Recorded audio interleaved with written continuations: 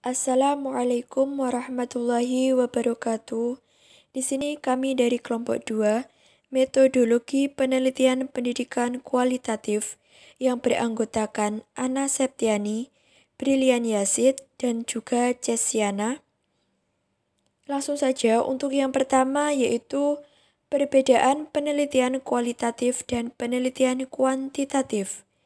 Penelitian kualitatif atau disebut juga penelitian natural atau penelitian alamiah adalah jenis penelitian dengan mengutamakan penekanan pada proses dan makna yang tidak diuji atau diukur dengan setepat-tepatnya dengan data yang berupa data deskriptif. Penelitian kuantitatif adalah penelitian yang datanya berupa angka. Data dalam penelitian kuantitatif berupa angka karena objek penelitiannya atau tema dari penelitian itu sendiri dapat diukur. Yang kedua, perbedaan penelitian kuantitatif dan penelitian kuantitatif. Penelitian kuantitatif, kualitatif bersifat umum, fleksibel, dan dinamis. Kualitatif dapat dianalisis selama proses penelitian berlangsung. Kualitatif memiliki subjek penelitian yang biasa disebut dengan narasumber. Penelitian kuantitatif berupa data yang kemudian dijelaskan oleh teori-teori yang dianggap suatu teori yang menguatkan teori yang sudah ada. Seberapa dalam penelitian menggali informasi spesifik dari narasumber yang dipilih. Penelitian kuantitatif. Kuantitatif memiliki sifat yang khusus, terperinci, dan statis. Kualitatif dapat dianalisis pada tahap akhir sebelum laporan. Kuantitatif memiliki subjek penelitian yang biasa disebut dengan responden. Penelitian harus netral, tidak memihak. Apapun yang ditemukan di lapangan itu adalah fakta.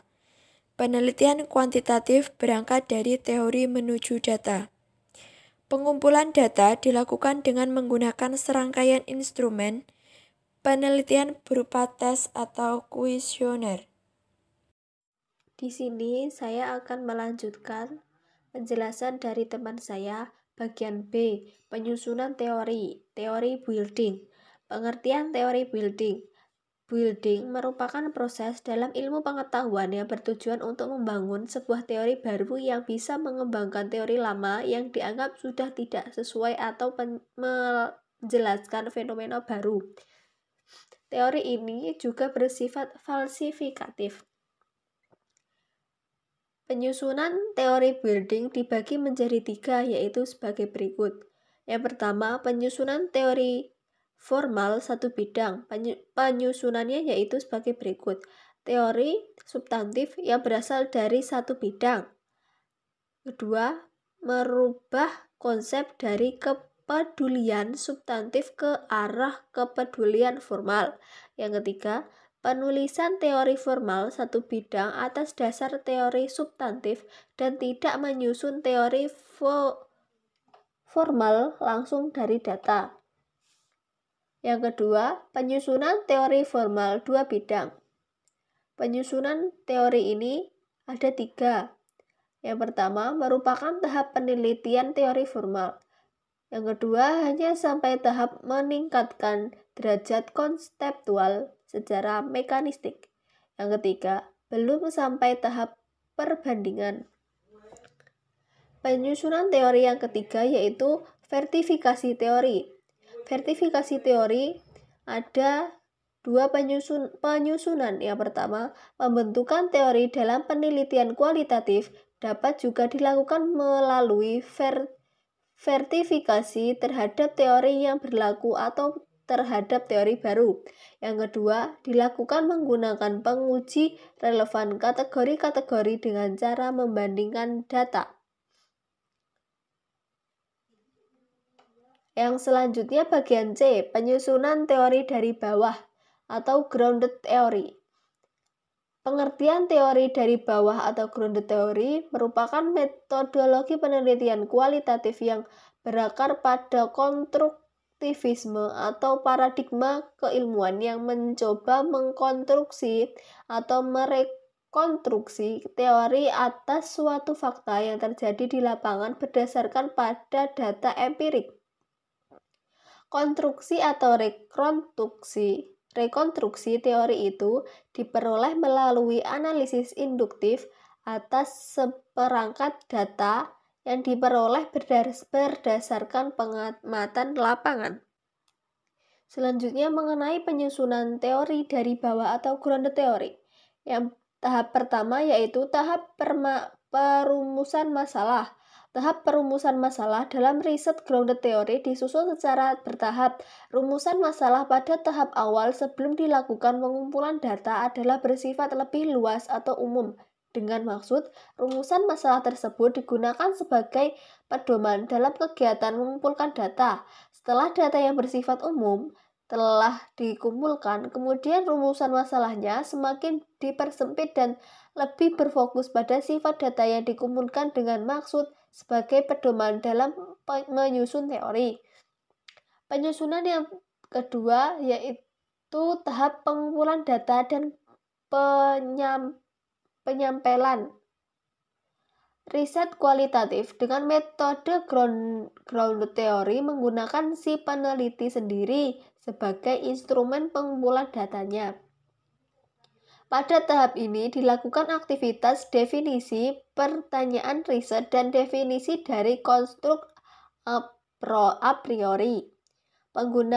Pengumpulan data diarahkan oleh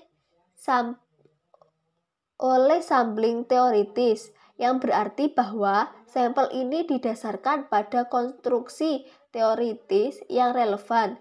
Banyak percobaan dalam tahap awal menggunakan metode sampling terbuka untuk mengidentifikasi individu terhadap benda atau dokumen.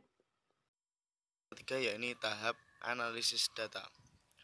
Tahap analisis data pada riset kualitatif menggunakan metode grounded theory merupakan proses yang saling berhubungan dan harus dilakukan secara bergantian.